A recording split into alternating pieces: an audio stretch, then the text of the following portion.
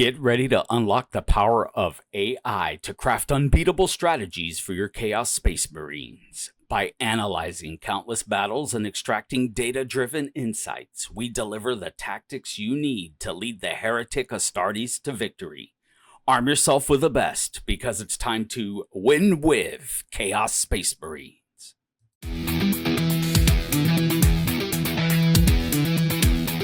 What's going on, guys? My name is Watts, and welcome back to the Miniatures Tavern, where today we are going to deep dive into how to win with the Chaos Space Marines. Now, in order to start this journey, we need to look at the individual models and see how they're equipped and see how we can use that equipment to our advantage on the battlefield.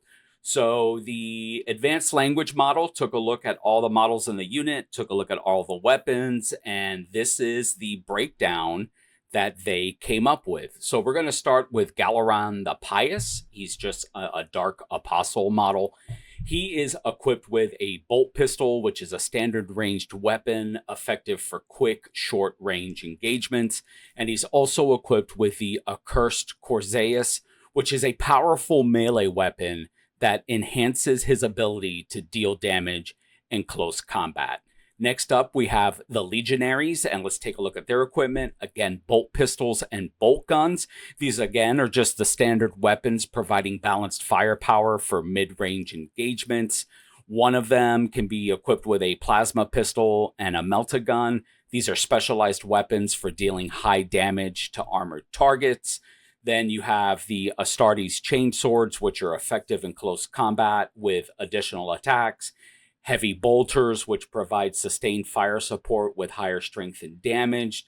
And then a cursed weapon, which is a versatile melee weapon that adds extra attacks. And if you want to take a look at how these are equipped in the combat patrol box, I will put a link to my video, Chaos Space Marines Combat Patrol, where we break down the equipment that you need to take in order to field this combat patrol box. Next up, we've got the Havocs. They're equipped with a Havoc Heavy Bolter that provides sustained firepower with higher strength and armor-piercing capabilities. There's a Havoc Las Cannon that is excellent for anti-armor rolls with high strength and damage.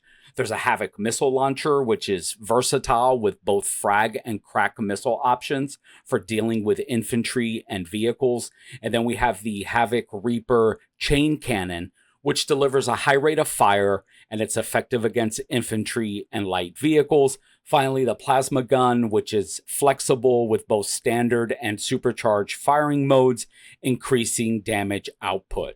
Then finally, the last unit in the combat patrol box is the Hellbrute. He's equipped with a Hellbrute plasma cannon, which is a powerful ranged weapon with blast and hazardous traits that are effective against multiple targets.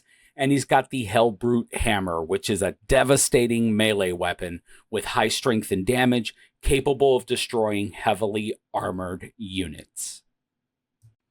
So now that we've taken a look at how the equipment is going to help us win on the battlefield, let's go ahead and start to understand each unit's capabilities, the cohesiveness that they bring to the battlefield, and how we might use these models. We're going to start with Galaran the Pious. His role on the battlefield is going to be a leader and a buff provider. The abilities that he has that you're going to be able to take advantage of is Dark Zealotry. While leading a unit, this ability adds +1 to wound rolls in melee attacks, significantly boosting the offensive potential of the unit. Next up, he has Hateful Exhortation. This is going to enhance attacks against a selected enemy unit by improving the armor penetration characteristic on critical wounds. Infernal Blessing, that's going to grant the Feel No Pain 5-up ability, increasing his survivability by providing a chance to ignore wounds. And his strategic use in your army, you're going to want to position him centrally to maximize his buffing abilities and lead charges into enemy lines, ensuring that the units under his command hit harder and survive longer. Next up, we have the Legionaries. Now, their role on the battlefield is going to be your core infantry, and their abilities include patrol squads. You're going to get a 10-man squad, but you can split into 2 units of 5, which allows for greater tactical flexibility and control over the battlefield. They have dark packs, enhance their weapons for a phase, providing lethal hits or sustained hits 1, at the risk of taking mortal wounds if a leadership test has failed. Again, if you want to know more about their army rule, check out my Combat Patrol Chaos Space Marines video where we all go into that. And then their strategic use on the battlefield for you is you want to use their ability to split into smaller units to capture objectives and control key areas of the battlefield. You're going to want to equip them according to the enemy that they are facing, balancing between ranged and melee attacks. These guys are your meat and potatoes. They're your workhorses on the battlefield. So you definitely want to use them to grab those objectives early and try to hold them and use your other units to kind of back them up and lay down cover fire to ensure that these infantry units can maintain your objectives to score you the maximum amount of points. Next up, we have the Havocs, and their role on the battlefield is going to be heavy support. Their abilities are sustained hits 1. On heavy bolters, this ability allows for additional hits, increasing the overall damage output, which is really good. And again, you can use these guys to lay down fire to protect your legionaries. Strategic use on the battlefield for this unit is you want to position the Havocs in cover with clear lines of sight to maximum their long-range firepower. Use their diverse weapon options to target both infantry and armored threats effectively. So you want these guys to kind of have a little bit of cover, and you want them to just lay down ground fire, just spread the board, shoot into your opponent that has maybe some advancing units coming in that are posing a threat to your legionaries. And maybe your Hellbrute, and you just really want to barrage enemy units with firepower from the Havocs. And last up, we have the Hellbrute. Now, his role on the battlefield for you is going to be your close combat master. His abilities are Deadly Demise. He causes damage to nearby units when destroyed, adding a last resort offensive capability. Strategic use for the Hellbrute is you want to use the Hellbrute as a frontline assault unit to break enemy lines and draw fire away from your more vulnerable units. Its combination of ranged and melee capabilities make it versatile and deadly. This is going to be the #1 target for your opponent on the battlefield, so just be aware of that. But again, you're going to use the Havocs to back these guys up, your Legionaries and your Hellbrute, laying down that cover fire, hopefully, allowing these units to survive. And honestly, when they're shooting your Hellbrute, they're going to leave your Legionaries open to be able to gain and take and hold objectives. So this is a big target unit for your opponent, and that's kind of what he's made for. So don't be afraid to put him out there, use his weapons, use his melee capability, and inflict maximum damage to your opponent as long as you can keep him alive. There you go. So we've seen how the equipment can work for us. We see how each individual unit can work for us on the battlefield. Now we're going to take all that information and we fed it into the advanced language model, and it gave us strategic play, ways that we can strategically use all this information in 3 stages of the game. We're going to look at early game, we're going to look at mid game, and we're going to look at late game. So let's jump into early game deployment and mobility. So #1, central positioning for Galaron the Pious. You're going to want to place Galaron the Pious in a central position to maximize his aura abilities. Ensure he's protected, but close enough to influence key units. Consider placing him near cover or in a location where he can advance with other units to provide buffs and leadership support. Next, you want to take a look in the early game and deployment. You want to spread out the legionaries. Deploy your legionaries in positions where they can quickly capture objectives.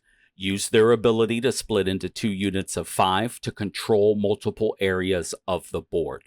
And you want to equip them based on their roles. For example, place heavy weapon units in positions with good lines of sight to your opponent and close combat units closer to potential engagement zones. Let's look at the strategic placement of the Havocs in the early game.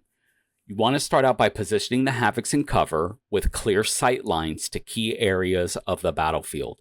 Their long-range firepower is crucial for controlling early engagements. We talked about that. Ensure they can cover multiple objectives and high-traffic areas to maximize their heavy weapon effectiveness. So if you're middle of the board, you have a home objective marker with a cover piece, and you have some firing lanes on either side, that might be a great place to put them to hold your home objective, but still have access to those firing lanes so that you can lay down that support cover. The Hellbrute, you want him as a frontline threat. You want to deploy the Hellbrute in a position where he can advance toward the enemy quickly. Use its combination of ranged and melee capabilities to pressure the opponent from the start. Consider using the Hellbrute as a distraction to draw fire away from other units while it advances. Again, huge bullseye on the Hellbrute. Get him out there, let him start doing his job early in the game. Be aggressive with him and force your opponent to have to deal with him early. Let's look at some mobility tactics that you can use with the, deployment tactics. So early advances, you want to use the movement phase to position your units aggressively. Take advantage of any terrain to provide cover while advancing. You're going to do this in your first movement phase. Consider using the dark packs to enhance your unit's effectiveness during the initial engagements, but be mindful of the risks. So you can start out in your shooting phase while all your units are full health, dark packs. That's a great time to do it. But remember, if you fail that leadership test, you're going to take some mortal wounds. Kind of weigh the risks. Use your stratagems. Employ stratagems like empiric rights early on to protect your advancing units with invulnerable saves. Super smart. Give them the durability right up front. And use malicious volleys for re-rolling hit rolls, especially if engaging enemy units from the start. So if you go first, you're going to only have one command point at this phase. So you're probably going to have to strategically pick which one you want to do, empiric rights or malicious volleys. But if you go second, you will have 2 command points and you will be able to do each one of these. Keep that in mind. Let's look at some mid-game board control and firepower management strategies. Board control strategies. We're going to take a look at that first. You want to focus on holding objectives. You're going to use your split legionaries, the way we strategically place them on the board, and you want to maintain control over multiple objectives. You want to rotate units to keep fresh troops on key points and reinforce as necessary using the Havocs. You want to utilize cover and terrain to protect objective holding units from enemy fire. The Havocs and the Hellbrute during mid-game board control, you're going to position the Havocs to dominate firing lanes and suppress enemy movements. You're going to prioritize high-value enemy targets with your las cannon and missile launchers. The Hellbrute at this time, if he's still around, he should be. You're going to use the Hellbrute to contest central objectives or break through enemy lines. Its durability and firepower make it ideal for holding or challenging important positions. And then finally, in the mid-game, you're going to want to keep Geleron the Pyrus near the front lines but protected. You're going to use his buffs to enhance the combat effectiveness of nearby units, particularly during critical engagements. This is your mid-game board control strategy. Let's look at firepower management for mid-game. Focus fire is going to be number one. Coordinate your units to focus fire on high priority targets. You're going to use the Havocs to eliminate enemy armor or heavy infantry, while your legionaries are going to handle those lighter toughness units and targets. Going to utilize the Reaper chain cannon and the plasma gun for maximum damage against clustered enemy units. Going to still want to try to use your stratagems efficiently. You want to employ bitter blows to ensure that your units can strike back even when being destroyed, fight on death. This is particularly useful in maintaining pressure on the enemy. And then you want to use malicious volleys to reroll hit rolls, ensuring your units remain effective even in prolonged firefights. Really good strategies here. Finally, the late game elimination and objective securing. Elimination tactics. We're going to focus on how you can eliminate your opponent. Focus on eliminating enemy units that pose the greatest threat to your objectives or have the potential to swing the game. You're going to use the Havocs and the Hellbrute to take down those key targets. Use the mobility and the deep strike capabilities to reposition and hit vulnerable enemy units. And finally, you're going to maximize Dark Pacts. In the final stages, make full use of Dark Pacts to boost your unit's effectiveness. The risk of taking mortal wounds is outweighed by the potential for decisive attacks. Ensure that your units making Dark Pacts are in positions where they can make the most impact, targeting enemy units that threaten your victory. And then let's take a look at final late game objective securing. Reinforcing your objectives. You want to move fresh units to secure objectives in the final turns. Use your legionaries' flexibility to reinforce key points. And if necessary, sacrifice less critical units to hold important objectives and deny them to the enemy. Again, Galaran, he's key linchpin in this army. Keep Galaran the Pious close to key units to maintain their combat effectiveness and morale. Use his buffs to ensure your units can hold objectives against enemy assaults. Utilize late game stratagems. Use stratagems like adulterous despoilers to score points by positioning units in the enemy's deployment zone. Utilize all available resources to maximize your control over the battlefield and secure a decisive victory. And finally, guys, we're going to take a look as a bonus some tactics and tips that you can keep in mind while running the Chaos Space Marines Combat Patrol box. Tip number one is going to be maximize the use of Dark Pacts. Dark Pacts is a unique and powerful ability of the Chaos Space Marines, allowing you to temporarily enhance your unit's weapons with either lethal hits or sustained hits 1. The key to using Dark Pacts effectively is timing and unit selection. Timing, use Dark Pacts during critical phases, such as when you are about to engage a high priority target or during a pivotal turn in the game. Unit selection, apply Dark Pacts to units that are in prime positions to make the most impact. For example, using lethal hits on a unit of Havocs equipped with heavy weapons can turn the tide in a critical firefight. And finally, be aware of risk management. Be mindful of the leadership test that follows the use of a Dark Pact. Ensure your units are in a good position to withstand potential mortal wounds or have backup plans to mitigate the risk. Tip number 2, utilize stratagems to their full potential. The Chaos Space Marines have several powerful stratagems that can be game changers when used at the right moment. Familiarize yourself with these stratagems and plan your command point usage carefully. Empiric rights. Use this stratagem in your opponent's shooting or fight phase to give a selected infantry unit a 4-up invul save.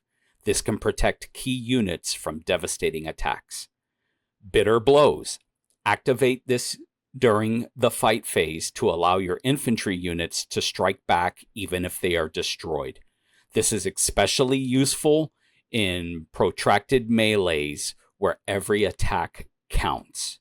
Finally, Malicious Volleys. Use this in your shooting phase to reroll hit rolls of 1 for a selected infantry unit, or reroll all hit rolls if that target is below half strength. This increases your shooting efficiency significantly. Finally, tip 3, strategic unit positioning and movement. Strategies. Effective positioning and movement of your units are crucial for controlling the battlefield and maximizing your army's strength.